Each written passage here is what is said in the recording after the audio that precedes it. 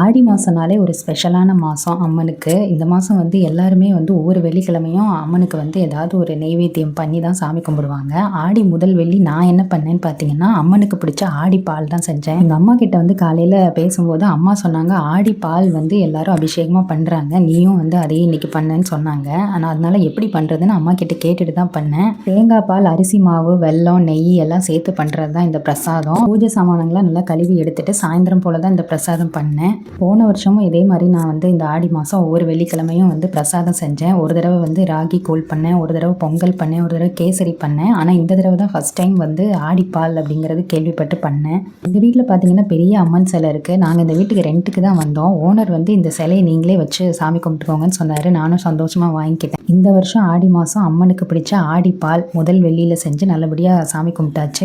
அம்மனுக்கு பிடிச்ச இந்த ஆடிப்பாலோட ருசி பார்த்தீங்கன்னா கொஞ்சம் பால் கொழுக்கட்டை டேஸ்ட்டில் தான் இருந்துச்சு. ரொம்ப கம்மியாக தான் பண்ணேன். சாமிக்கும் பிரசாதமாக வச்சுட்டு நாங்களும் கொஞ்சம் கொஞ்சம் சாப்பிட்டோம். ஆரா பார்த்தீங்கன்னா எனக்கும் வேணும்ன்ட்டு என் பின்னாடியே தெரிஞ்சிட்டு இருந்தேன். சரின்னு அவளுக்கும் கொஞ்சம் பிரசாதத்தை கொடுத்தோம். நீங்கள் இந்த ஆடி வெள்ளிக்கு என்ன பிரசாதம் பண்ணீங்கன்னு கமெண்ட்டில் சொல்லுங்கள்.